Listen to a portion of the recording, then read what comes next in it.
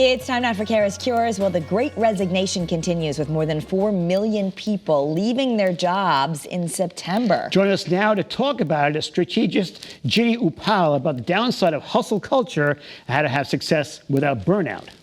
Hi, Jinny. Thanks for being here. It's wonderful to be here, Kara and AJ. You know, obviously you know something about goal setting, about following through. You're a Harvard-educated author, but you say the hustle culture is actually hurting us, and maybe our cultural bias of always doing is actually counterproductive? Yes. So a little bit about myself. I have a corporate background. I've been working in executive roles with Fortune 500 companies for over 20 years.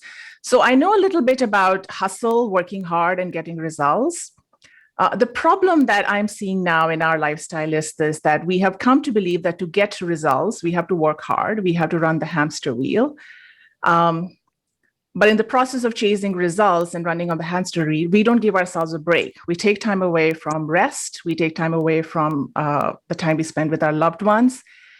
And even if we get results, the unexpected side effect of all this chasing of action and chasing of results is fatigue and burnout, something that we didn't want, but we get it. And we don't seem to know when to stop because it never ends. Even if you get the results you wanted or the job or the business you wanted, there is something else you want next.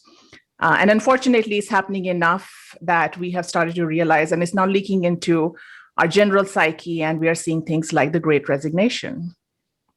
Yeah, so, you know, both of us, obviously, if you're working in media, you work all kinds of hours, all kinds of things. But what's the solution? Because all these people are quitting their jobs, and maybe that's a good thing, or maybe then they're just burned out and they don't know what to do next. What's the middle ground? What should we do instead? So on the one hand, I think, I'm very ambitious, goal-oriented, that I've got to work hard. I've got to keep doing something to achieve my results.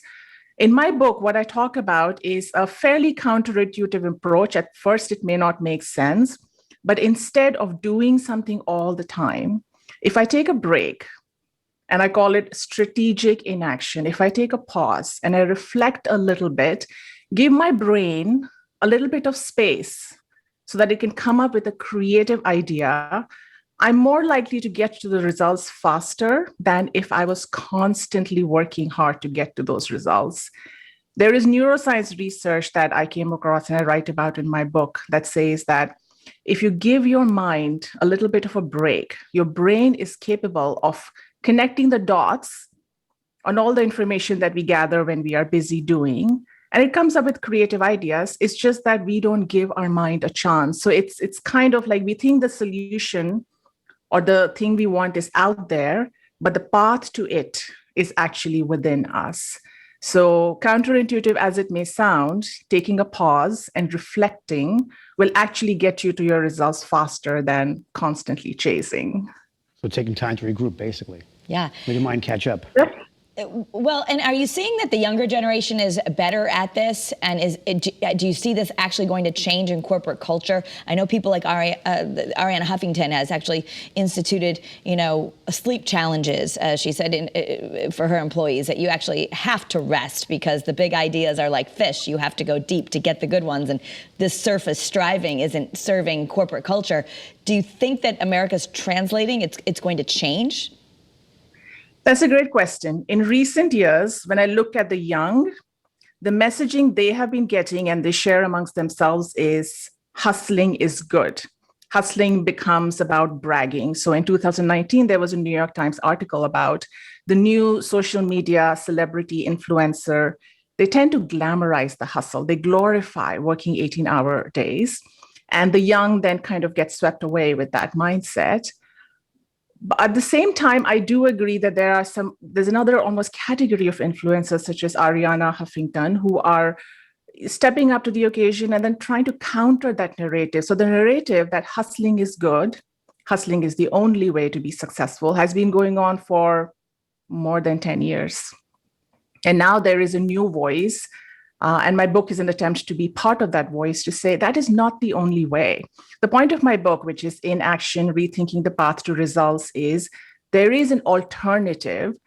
I've written it for people who are ambitious. So if you tell an ambitious young person, slow down, smell the roses, they're probably it's not gonna register because they are ambitious. So the idea here is what Ariana Huffington is talking about, and what I'm talking about is, in order to get results, if you give yourself a break, you will probably come up with a better idea to get there than if you were constantly chasing.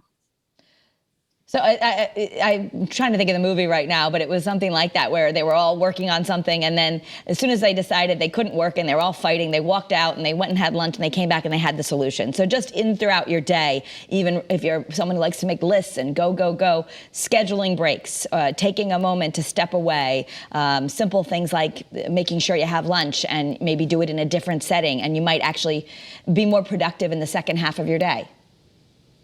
Right. I've noticed in my own life, the busier I am, the more my day is packed with meetings and things to do.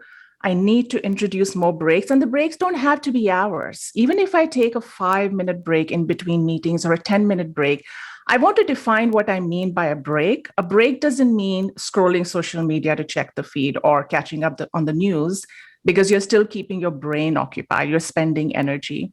By a break, I literally mean you could go take a walk if that's possible. It's getting cold now, so maybe not so easy. Or it could be staring out the window and not doing anything. So in my life, I've noticed, and in the people I speak with that I've interviewed for the book, they take breaks throughout the day, throughout their life, and they are very deliberate about it, because this is like a habit. Just as we became habituated to working long hours nonstop, this is a new habit that you've got to introduce. But if you make it a point to introduce the habit of taking breaks throughout the day, 5 minutes, 10 minutes, then that starts to counter the effect of being on the hamster wheel. Yep. Oh, not doing anything. I am so good at that. AJ's mastered it. Yes. Jinny, thanks so much. We'll talk about this more on the Kara's Cure show on the app, but thank you so much. We're going to take a break. Right.